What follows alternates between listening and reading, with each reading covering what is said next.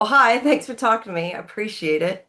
Mhm. So, the first thing I wanted to ask that kind of struck me right away is, do you think that having two adult men instead of, a woman and man, did that help you at all, like physically, to get some of the work done, do you think? Do you think it benefited you? I feel like with having a two dad family, I think it was a benefit to us. I think we had more strength than the other families. One of the things I didn't realize would be a disadvantage is that with our boys being 10 years old, they were the youngest.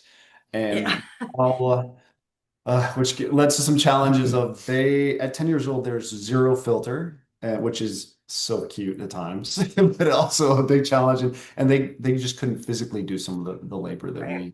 we had to do. Yeah, and to piggyback off of that, like back in the 1880s, like the roles of responsibilities were based on gender.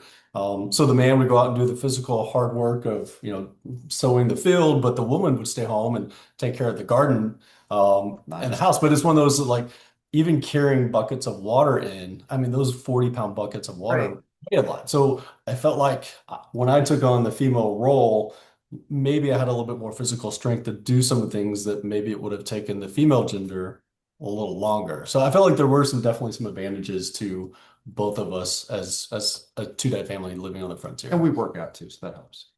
It sure does.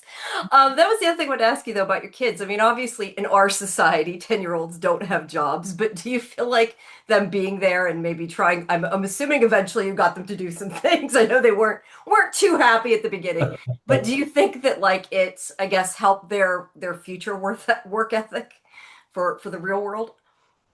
Definitely, definitely. It's one of those, like, the first couple days, the first week on the frontier were extremely challenging. You're taking 10-year-olds out of their modern day life of devices and technology and pools and friends, and you're forcing them to go pick out stuff from a garden that they have no idea what it is.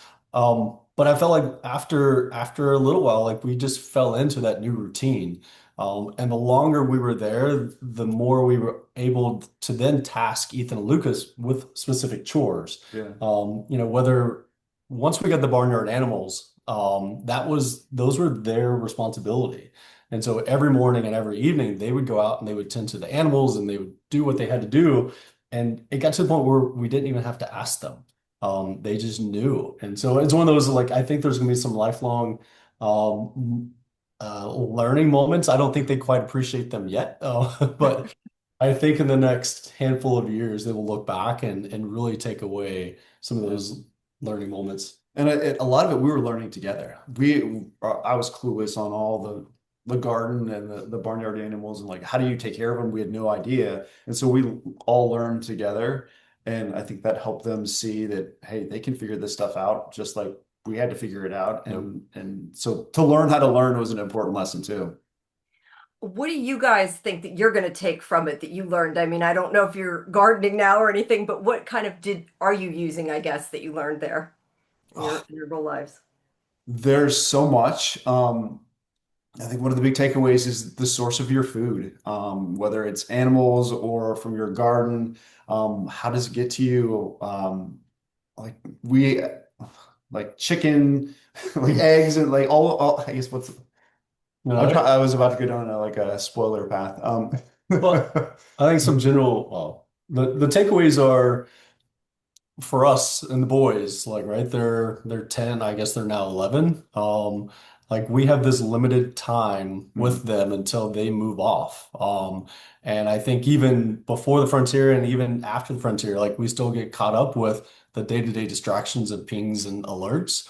Mhm. And I think it's been a reshift in terms of, like, really our boys are the main priority, and making sure that we set aside the outside distractions and really focus on them. And I think that's probably been one of the huge takeaways. Yeah, trying to understand what devices are providing value. A dishwasher is an amazing appliance, but then your phone it can connect you to other folks, or is it being used as a distraction from the people around you? That was another really important lesson to put those phones away. And on the frontier, every evening we had, after all the dishes were done, it was dark, and then what do? We ended up by our lantern light. We played games with our boys every night, whether it was cards or dominoes. And we've continued that tradition into the modern world too. We've tried to avoid the TV shows and movies and video games, and we do regular game nights now. That's cool. How hard was it to get rid of the devices? I know I don't know what I'd do without my phone. I'm too attached to it. So yeah, how did you guys deal with that? You know, that initial shock of giving up your watch and your device and everything else was challenging, especially with the boys and their Nintendos.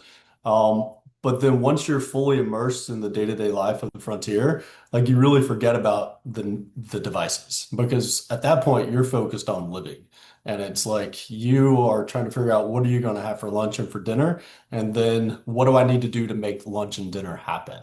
So the thought of tapping into a device when you're living on the homestead, you're so busy with trying to just live and thrive and be successful that you really forget about needing or even wanting a device. Well, for the first week or two, I had like phantom pings. I felt like my wrist was vibrating or like my pocket was vibrating, but I didn't have any devices. So there was definitely some kind of withdrawal kind of symptoms at first. And I will never forget getting it back because I like didn't realize how big and colorful my phone was afterward. It looked so amazing after not seeing it for 8 weeks. Even just buildings, driving into town, because we were fully immersed for all 8 weeks. We did not see any outside Color, like architecture. buildings. It was like literal just fully immersed in the 1880s. And to drive into the city afterwards was like kind of, I don't know, information overload. Or it was fascinating. What was the thing, and not necessarily a device, but what was the modern convenience that you did miss the most that you really wished you had as you started out that you had to get used to? I mean, some basic stuff. Running water is so it's so basic, but to be able to turn on water, to wash your hands, you had to have somebody help you and pour the water over your hands as you wash. So it's just the very basic things. I And think then you it's have to pull it out too. Like every water drop you brought into your cabin, you had to haul out too. I think it's the So modern massive. water and electricity. I mean, those are really the two things that we need to survive. But living the frontier, like we had lanterns and wells. And so I think, yeah, I think that was probably the toughest adapting, Hmm. much less the 600 square foot one room cabin. But I mean, that's a whole different story in terms of privacy. That was out the Yeah. point. What surprised you the most about what you expected? Because obviously I'm sure you had some expectations of going without all these things, but what surprised you? Um, I guess what so Eric, It you want doesn't to go? have to be about conveniences. I just overall, what surprised you about what you expected? I was surprised at how well we adapted. I thought it's amazing how I guess anybody adapts to an environment and you just kind of figure it out and accept your new situation. Um, I guess it also surprised me, yeah, in addition to that, how hard it was. Like there was nothing simple, even doing laundry or doing dishes, like everything was a physical assertion in order to get any task done. And at the end of the day, when your kids are fed after dinner, like your body is just tired. But it's not just the physical tired, it's also us as 21st century learning how to live in the 1880s, like you're mentally drained as well, because really our priority was making sure that the kids were taken care of and that they were happy. And some of the mental breakdowns that the boys had obviously took their toll on us as well. So it was really this kind of overwhelming of all the physical labor required to be successful, but also the mental, the amount of, I don't know how to put this, like the amount of mental pull it had on us Constant to drain, yeah. making sure that our boys had what they needed. And so we had to put a lot of our needs aside first to make sure that the boys were taken care of. So it is one of those like the mental as well as the physical pull. It was 24/7 living on the frontier. Because even in the middle of the night, you would hear some sounds outside of the cabin, whether it was, I don't know, who knows what those animals were, but then you go into this protective mode, and it's like, all right, is the cabin safe? Or are our kids safe? And so there was really never a moment of relaxation. Like you were kind of always on point in case you needed to make sure that everybody was safe and happy. Hmm. Was there anything, I mean, I know you guys struggled with different things. Like I remember the potato, you didn't know how to get out, all that. So where, was there anything you guys, I guess, I want to say, sort of researched beforehand before you got there, trying to know how to do things, or you just kind of went into it and figured it out as you went? Because I assume to some extent, some things maybe they helped you with or taught you. I don't know, because we don't get to see that part. So I was just curious, like how you figured those kind of things out. Most of what we learned, we had to figure out ourselves. We did have there are some historical experts that participate later in the show.